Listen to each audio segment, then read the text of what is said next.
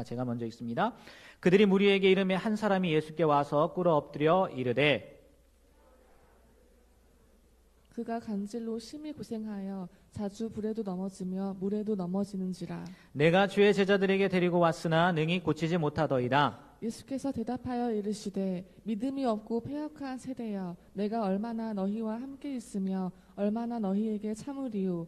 그를 이리로 데려오라 하시니라. 이에 예수께서 꾸짖으시니 귀신이 나가고 아이가 그때부터 나으니라. 이때 제자들이 조용히 예수께 나와 이르되 우리는 어찌하여 쫓아내지 못하였나이까. 함께 있습니다. 이르시되 너희 믿음이 작은 까닭이니라. 진실로 너희에게 이르노니 만일 너희에게 믿음이 겨자씨 한 알만큼만 있어도 이 산을 명하여 여기서 저기로 옮겨지라 하면 옮겨질 것이요 또 너희가 못할 것이 없으리라.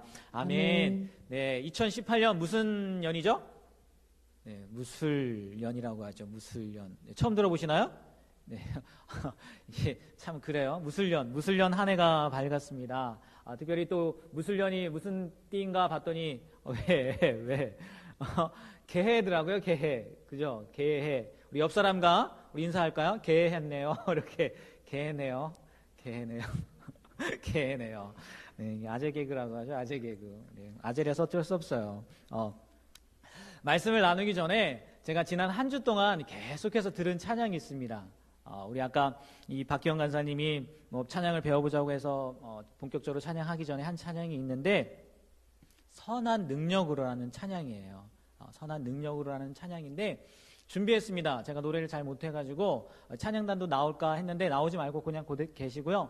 그 음악을 한번 틀어주시겠어요? 음악을 들으면서 한번 같이 불러도 되고요. 선한 능력으로라는 찬양입니다. 조금만 더 크게 해주시면 좋을 것 같아요. 그 선한 힘에 고요히 감사요 그 놀라운 평화를 누리며 나 그대들과 함께 걸어가네 나 그대들과 하늘을 여네 지나간 어느 어둠의 날들이 무겁게 내 영혼 짓눌러도 오 주여 우릴 외면치 마시고 약속의 구원을 이루소서 그 선한 힘이 우릴 감싸시니 믿음으로 일어날 일 기대하네 주 언제나 우리와 함께 계셔 하루 또 하루간을 새로워 주께서 밝히신 작은 촛불이 어둠을 헤치고 타오르네 그 빛에 우리 모두 하나 되어 온 누리에 비추게 하소서 그 선한 힘이 우릴 감싸시니 믿음으로 일어날 일 기대하네 주 언제나 우리와 함께 계셔 하루 또 하루간을 새로워 이 고요함이 깊이 번져갈 때 저 가슴 벅찬 노래 들리네 다시 하나가 되게 이끄소서 당신의 빛이 빛나는 이 밤 그 선한 힘이 우릴 감싸시니 믿음으로 일어나 안에 주 언제나 우리와 함께 계셔 하루 또 하루라는 새로워. 네, 이런 찬양입니다. 이 찬양의 가사를요 디트레이 보네퍼 목사님이라는 분이 쓰셨어요. 이 목사님이 사형되기 전에 사랑하는 약혼자에게 보낸 시, 그러니까 편지 가운데 있는 시인데 그걸 독일 기독교 음악가인 지그프리트 피에츠라는 분이 곡을 붙여서 만든 고백 찬송이라는 거죠. 노래로 만들면서 그 운율이라고 하나요? 그걸 맞추느라 가사를 이렇게 노래에 맞추느라고 뭐 조금 다를 수 있는데 해석해 놓은 것, 그 독일어를 해석해 놓은 것을 보니까 이렇게 해석해 놨더라고요. 선한 능력에 언제나 고요하게 둘러싸여서 보호받고 위로받는 이 놀라움 속에 여러분과 함께 오늘을 살기 원하고 여러분들과 함께 새로운 한 해를 맞이하기 원합니다. 네. 이 찬양의 가사가 시죠, 시의 가사가 저의 마음을 울렸다고 해야 되나요? 여러분들과 새해를 여는 그 순간에 이런 가사를 가지고 한번 이야기를 나눴으면 좋겠다라는 마음이 들더라고요. 보네퍼 목사님 얘기를 했는데 이 목사님은요 20세기 독일이 낳은 가장 위대한 신학자 중에 한 분, 목사님 중에 한 분이에요.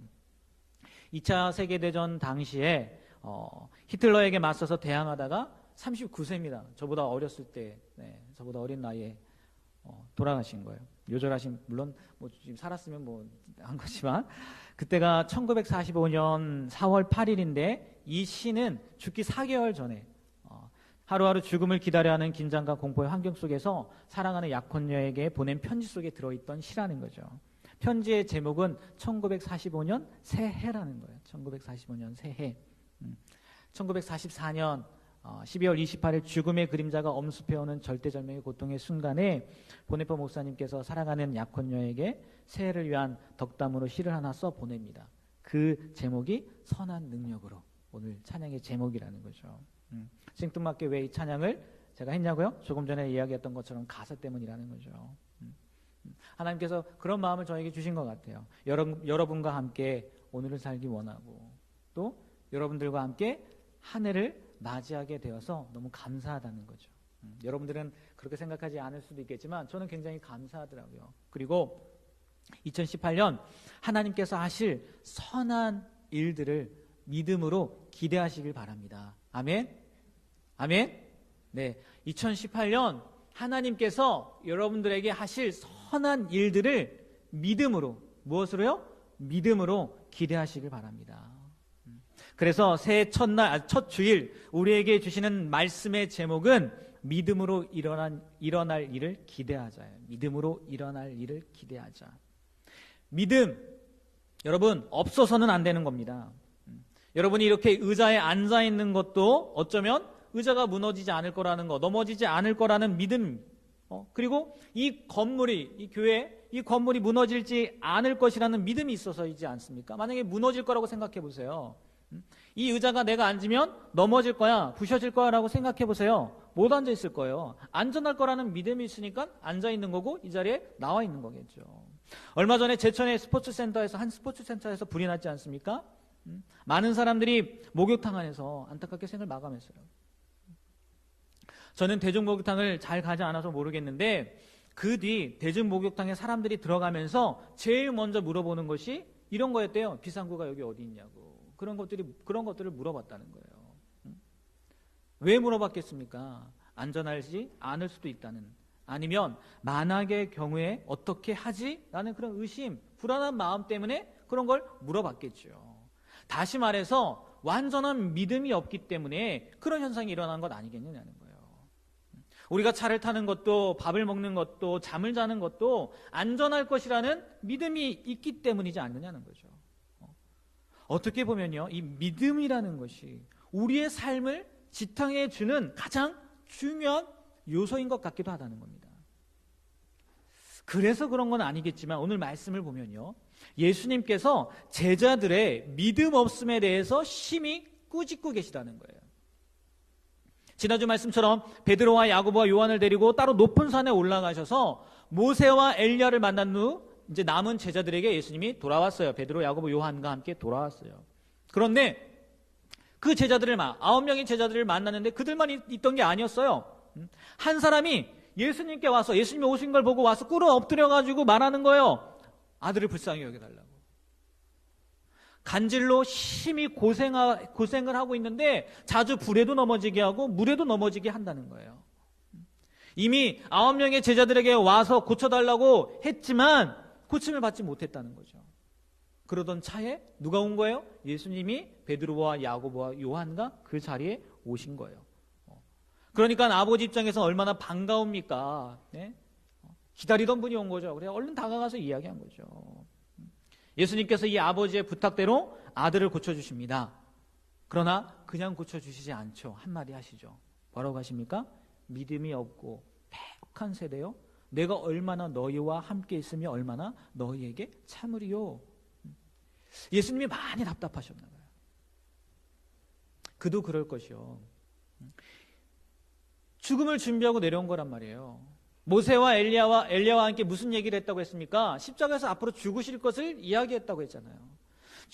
정말 죽음을 준비하고 내려온 건데 이제는 내가 없을 건데 이 문제 앞에서 힘을 내지 못하고 있는 제자들을 보니까 이게 화나실 법하다는 거죠.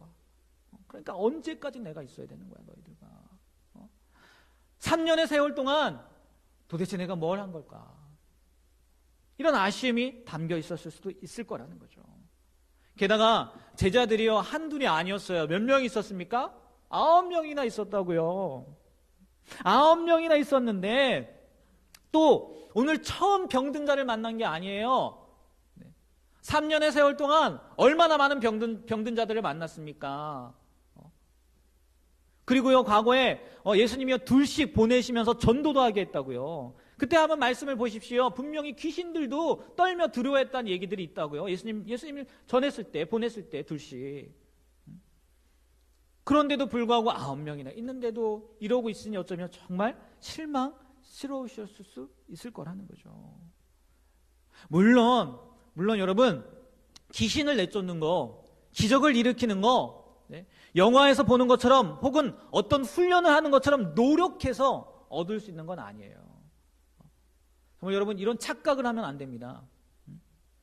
구약에서도 선지자의 제자, 곧 선지자 훈련생들이 있었다고 해서 훈련받아서 선지자가 되는 것은 아니에요. 예전에도 말씀드렸듯이 하나님의 기름 부음이 있어야 된다는 거예요. 무슨 말이냐? 그들이 능력이 있어서가 아니라 그들의 능력 때문에 그런 기적들이 일어나는 게 아니라 하나님께서 하나님의 능력이 병을 낫게 하는 거고 기적을 일으키는 거예요. 병 고치는 것, 귀신 쫓는 것, 어떤 특별한 기적을 일으키는 것 예수님의 제자이어야지만 혹은 특별한 사람이어야지만 할 수 있는 게 아니라는 거예요. 나는 아무것도 할 수 없죠. 주님이 하실 수 있는 거예요. 하나님이 하실 수 있는 거예요. 성령님이 하실 수 있는 거예요. 근데 그런 일이 일어나지 않았으니까 아마 제자들도 궁금했던 것 같아요. 제자들도. 그래서요 19절 말씀 한번 보세요. 19절 말씀 한번 읽어볼까요? 다 같이 한번 읽습니다. 시작. 이때 제자들이 조용히 예수께 나와 이르되 우리는 어찌하여 쫓아내지 못하였나이까. 네. 왜 우리 못 쫓아냈죠 예수님? 그러니까 예수님이 20절에 뭐라고 이야기합니까? 다 같이 있습니다. 이르시되 너희 믿음이 작은 까닭이니라. 진실로 너희에게 이르노니 만일 너희에게 믿음이 겨자씨 하나만큼만 있어도 이 산을 명하여 여기서 저기로 옮겨지라 하면 옮겨질 것이요 또 너희가 못할 것이 없으리라. 네, 오늘 마태복음 읽은 말씀에는요 예수님께서 누구를 꾸짖는 뉘앙스입니까? 제자들이죠. 그렇죠? 너희들에게 믿음이 없어서 그래. 너희들이 믿음이 작아서 그래. 이렇게 얘기하죠. 너희 믿음이 작은 까닭이야. 그런데요 이 평행복문인 마가복음 9장 22절에서 24절에 보면 이런 말씀도 있습니다. 다 같이 한번 볼까요? 우리 다 같이 한번 읽어보도록 하겠습니다. 귀신이 그를 죽이려고 불가물에 자주 던졌나이다. 그러나 무엇을 하실 수 있거든 우리를 불쌍히 여기사 도와주옵소서. 예수께서 이르시되 할 수 있거든 이 무슨 말이냐. 믿는 자에게는 능히 하지 못할 일이 없느니라 하시니 곧 그 아이의 아버지가 소리를 질러 이르되 내가 믿나이다. 나의 믿음 없는 것을 도와주소서 하더라. 네, 마가복음에서는 누구를 향한 말씀 같습니까? 아이의 아버지예요. 아이의 아버지. 귀신 들린 아들의 아버지가 얘기 나온 거잖아요. 예수님 무엇을 하실 수 있거든 그러니까 예수님이 뭐라고요? 야, 할 수 있거든이 무슨 말이야? 믿는 자들에게는 능하지 못함이 없다. 아마 예수님께서 단호하게 얘기했을 거예요. 야, 할 수 있거든이 무슨 말이냐? 믿는 자들에게는 능치 못할 일이 없다. 이렇게 이야기하셨겠죠. 다시 말해 제자들도 오늘 마태복음을 읽은 제자들도 그리고 마가복음에 나와 있는 아버지에게도 뭐가 없었던 거예요? 뭐가 없었던 거예요? 네? 믿음이 없었던 거예요. 오늘 읽은 마태복음 말씀에는 믿음이 작은 까닭이니라 라고 번역해 놓았지만 앞뒤 문맥을 보면요, 예수님은 틀림없이 믿음 없음을 꾸짖으신 거예요. 믿음이 작은 게 아니라. 그러니까 보세요. 그 뒤에 뭐라고 해요? 겨자씨 한 알만큼만 있어도 라는 표현을 했잖아요. 겨자씨 한 알만큼은 무슨 얘기야? 있단 얘기예요? 없단 얘기예요? 있단 얘기예요? 있단 얘기. 근데 없었다는 거예요. 그만큼도. 작다고 보다 앞뒤 문맥을 보면 이들에게는 없었다는 거예요. 그런데요, 아무리 생각해봐도, 한번 생각해보세요. 아무리 생각해봐도 9명의 제자들에게 믿음이 없었을까요? 또 아들의 질병 때문에 예수님을 찾아왔지만 9명의 제자들을 만난 아버지에게 믿음이 없었을까요? 저는 있었을 거라고 생각해요. 하지만 예수님은요, 제자들의 그 믿음도 아버지의 믿음도 믿음이 없는 것이라고 하면서 꾸짖으셨다는 거예요. 그렇다면 도대체 예수님 왜 그렇게 말씀하셨냐는 거예요. 왜? 제가 문제를 하나 낼 테니까 한번 맞춰보세요. 두 사람이 있습니다. 두 사람이 있어요. 한 사람은 하나님 앞에 99% 순종했어요. 그리고 또 한 사람은 하나님 앞에 50%만 순종했어요. 하나님 보시기에 두 사람 중에 어떤 사람이 순종한 사람일까요? 하나님 보시기에 두 사람 중에 어떠한 사람이 순종한 사람일까요? 어떤 사람이에요? 어떤 사람이에요? 네, 아무도 없습니다. 두 사람 다 하나님 앞에 순종한 사람이 아니에요. 하나님 앞에서요, 99.9999%를 순종했든 50%만 순종했던 둘 다 뭐한 사람이에요? 불순종한 사람이에요. 왜요? 순종이라는 것이 뭔데요? 100%를 얘기하는 거거든요. 하면 하는 거고 안 하면 안 하는 거예요. 순종 아니면 불순종이지, 순종과 불순종 사이에 약간 순종, 조금 더 순종, 많이 순종, 이런 게 없다는 거예요. 이런 원리로 한번 생각해 보세요. 예수님께서 이들에게, 또 제자들에게, 아버지에게 말씀하신 거는요, 또 우리에게 요구하고 있는 거는요, 온전한 믿음이라는 거예요. 왜 이들이 꾸짖음을 받았느냐? 표현을 작은 믿음이라고 했지 예수님에게는요, 곧 불신을 의미했다는 거예요. 99%라도 믿었다 할지라도 1%의 불신이 있었다면 예수님에게 그건 뭐라고요? 불신앙이었다는 거예요. 안 믿음이었다는 거예요. 안 믿음. 성경을 보십시오. 이런 사람들에게는요, 아니 이 믿음을 가지고는요 아무 일도 행할 수 없어요. 오히려 꾸중만 듣습니다. 미루어 짐작하면 제가 상상해 본 거예요. 제가 꾸미는 거예요. 성경에 나와 있지 않아요. 이런 겁니다. 한 아이의 아버지가 아들과 함께 예수님을 찾아왔어요. 왜요? 아들이 심한 병에 걸렸거든요. 중병에 걸렸거든요. 뭐 간질이라고 나와서 막 시도 때도 없이 쓰러지는 거예요. 때로는 불에도 쓰러지고 물에도 넘어지고 막 그래요. 아버지의 입장이 어떻습니까? 아들 살려야죠. 근데 누가 나타나요? 예수님이 나타났어요. 예수님 만나러 가야 되겠다. 그리고 예수님을 만나러 왔어요. 근데 예수님이 있었습니까? 안 계시네요. 예수님을 만나러 왔는데 예수님은 안 계시고 제자 9명만 있어요. 물어봤더니 베드로와 야고보와 요한을 데리고 다른 곳에 가셨다는 거예요. 듣기론 베드로, 야고보, 요한이 수제자인데 셋도 없다니 좀 실망감이 듭니다. 그래도 왔으니까 혹시 고쳐줄 수 있냐고. 혹시 고쳐줄 수 있냐고. 온 김에 온전한 믿음보다는 온 김에 한번 해볼까. 제자들도 마찬가지예요. 예수님과 함께였을 때는요, 예수님이 다 하시니까 그저 있기만 하면 됐어요. 예수님과 함께. 또는 예수님이 시키는 대로만 하면 됐어요. 그런데 지금은 예수님 계시지 않아요. 언제 오실지도 잘 모르겠어요. 또 보고 듣고 배운 건 있어서 그냥 보내자니 이거 안 될 것 같아요. 그래서 한번 해봐요. 한번 해봐요. 그러나 역시 한번 해보는 것이라서 그런지 안 돼요. 우리의 편에서 생각하면요, 믿음이 없는 건 아니에요. 없었던 건 아니에요. 그래도 아버지 입장에서 예수님의 제자니까 뭔가 할 수 있겠지, 한번 해봐야지, 이런 믿음이 있었던 거고, 제자들도 옛날에 이랬으니까 고칠 수 있겠지 라는 믿음이 있었다는 거예요. 하지만 예수님 편에서는 그것은 믿음이 아니었다는 거예요.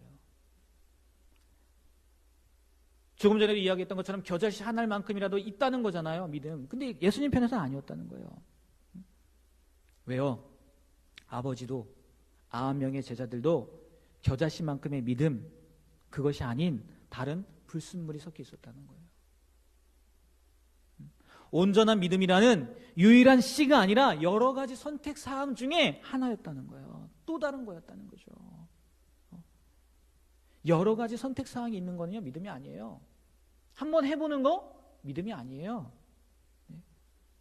그렇다면 오직 한 가지 믿음이라는 거, 예수님이 인정하시는 믿음은 뭐냐는 거예요. 도대체 뭐냐는 거예요. 구원의 문제를 생각하면요, 너무나 쉽게 알 수 있어요. 구원의 문제. 사도행전 4장 12절 말씀해 보니까요, 누가 구원을 받느냐 나와 있습니다. 다 같이 한번 읽어볼까요?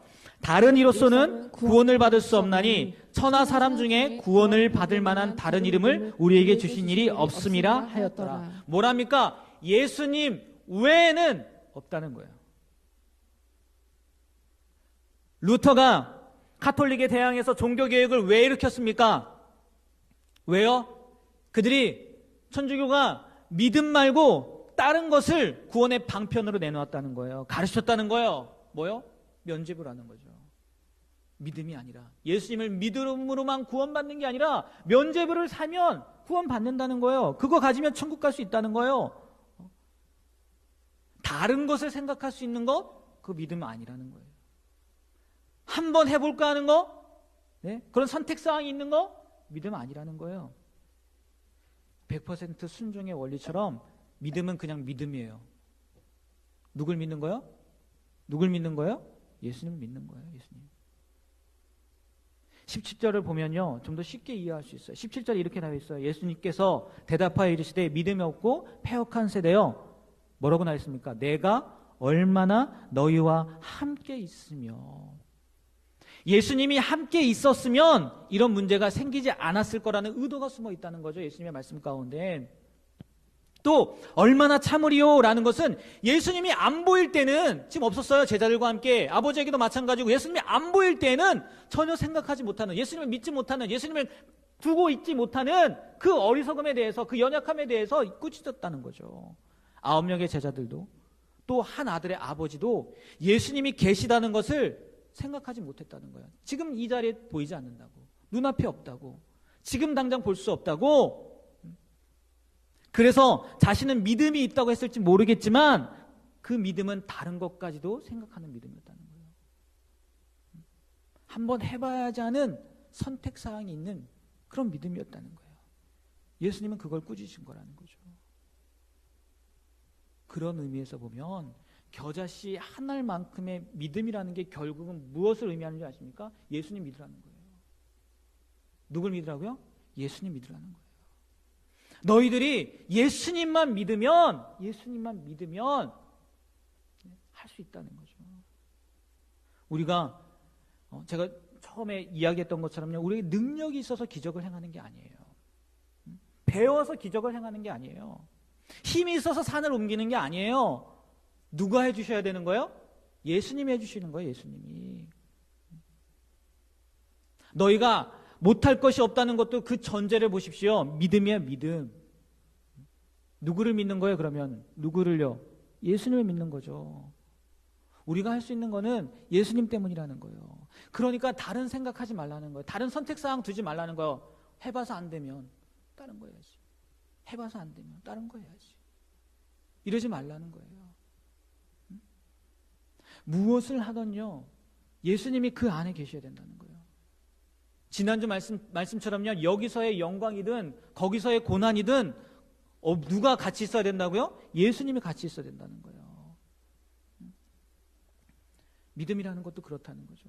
순전한 믿음, 온전한 믿음, 완벽한 믿음, 칭찬받는 믿음은 예수님을요, 예수님으로 믿는 거예요. 보이지 않아도 예수님이 계시다는 믿음, 만날 수 없어도 예수님이 함께 한다는 믿음.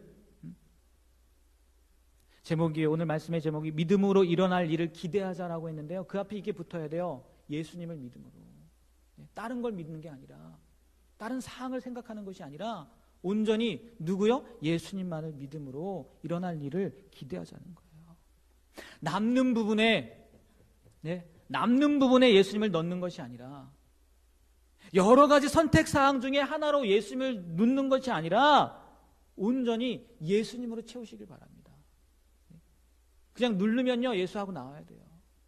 만지면 예수하고 나와야 돼요. 예수님 아니면 안 된다는 절대적 믿음을 가져야 된다는 거예요. 그리고 기대하라는 거예요. 그리고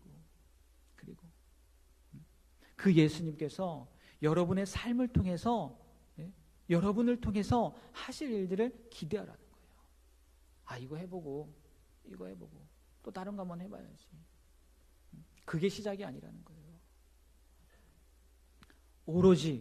오로지 예수님만을 나의 중심이 아니라 전체를 채우시길 바랍니다. 그래서요, 예수님께서 꾸짖는 믿음이 아니라, 내가 언제까지 너희들과 함께 있어야 돼? 내가 언제까지 너희들과 함께 있어야 돼? 꾸짖는 것이 아니라 늘 나와 함께 하심으로 말미암아, 그것을 믿음으로 말미암아 나를 통해서 행하실 일들을요, 기대하시길 바랍니다. 물론 그 결론은 지난주에 말씀드린 것처럼요, 평탄하지 않을 수 있어요. 처음에 찬양했던 거 선한 능력으로, 이 목사님은 아마 하나님께서 히틀러를 무너뜨리고 그리고 다시 회복시킬 것을 바라는 마음으로 이런 가사를, 이런 시를 썼을 거라고요.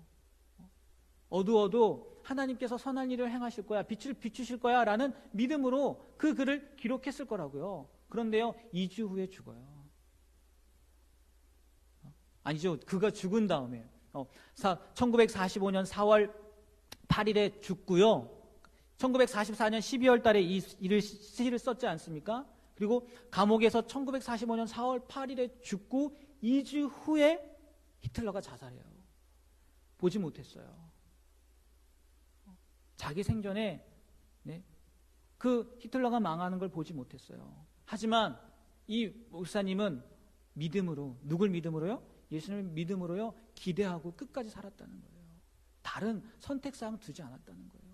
심지어 죽음 앞에서도. 이게 진정한 믿음이라는 거예요. 아, 이거 해야지. 아, 이것도 있지. 저것도 있지. 한번 해봐야지. 이게 아니에요. 믿음으로 일어날 일을 기대하는 거, 누구를 믿음으로요? 예수님을 믿음으로입니다. 여러분의 가슴 가운데, 여러분의 마음 가운데요, 예수님으로만 채우시고요. 그리고 그가 하실 일들을 기대하시길 바랍니다. 또 행여나 기대할 일, 내가 기대한 일이 일어나지 않는다 할지라도요, 예수님을 믿고 기대했다면